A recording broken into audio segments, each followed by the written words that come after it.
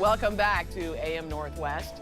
You know, being single on Valentine's Day can be so difficult for some of us, and it pulls people into a trend known as avalanching. Here to tell us what that is and how to avoid it, we welcome back relationship and dating expert Kelly Marie. Great to see you again, great Kelly. to see you too. So avalanching, what is that? So it's kind of this idea that instead of just the normal discernment, you're just kind of avalanching like this snowball that's building of like, okay, I'll swipe right, I'll swipe right, I'll swipe right, maybe something will happen because Valentine's Day is coming up. Maybe you want to have a date, maybe you just don't want to feel like you're alone. Whatever it is, there's that psychological trigger, and the compensation is happening on the dating app.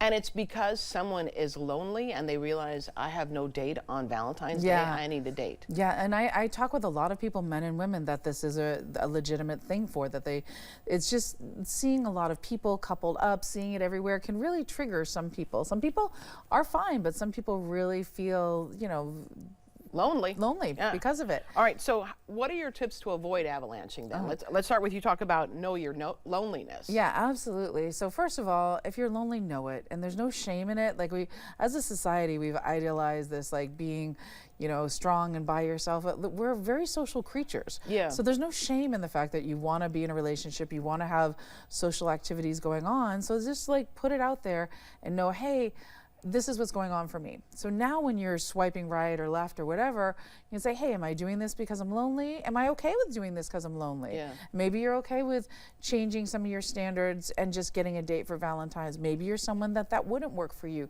but you don't know unless you really acknowledge, hey, I'm lonely and this is why I'm doing it. Okay, but some people can be lonely even if they have a date. They really can. And so you've got to really know yourself well.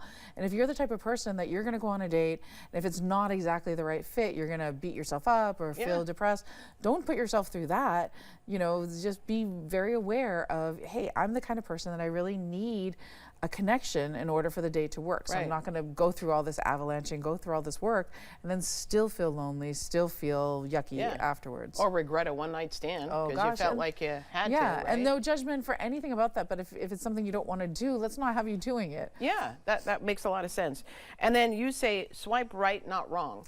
Yeah, so if you're going to change your I call it changing, not lowering your standards, but change your parameters for a specific event. Like sometimes people change parameters because they need a date for a wedding or an event or for Valentine's Day. Then just know that what makes a swipe right work for you, right? And we've already talked about a little bit of it. You just kind of sum me there. People really do go on a date with somebody they don't know to a wedding or to a big event that they don't know, that they just met.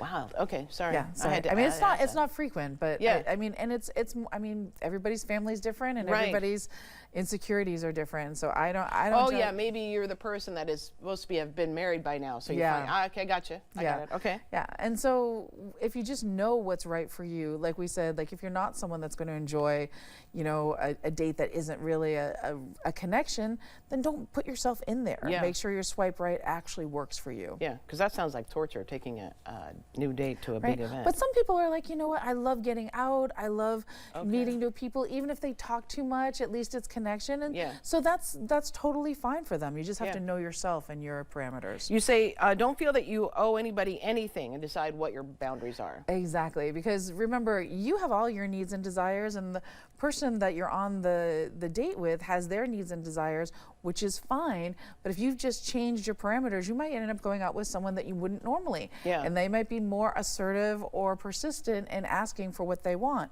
So you've got to be really clear about what you want and okay with the no's that come with it, because safety is paramount through all of this. Well, let's you also say watch what you tell yourself, because you can be so defeating to yourself, right? So absolutely. If you're going, you know, just this, I'm doing this for fun.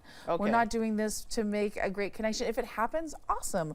I'll stay open to it, but I'm doing something out of my comfort zone, out of what I normally do. It may or may not pay off, and just be really easy on yourself. Okay, and then you touched on safety. Let's talk about safety. Yeah, absolutely. It's really important. So, okay, my big tips for safety is never get in a car with someone, never meet non-publicly.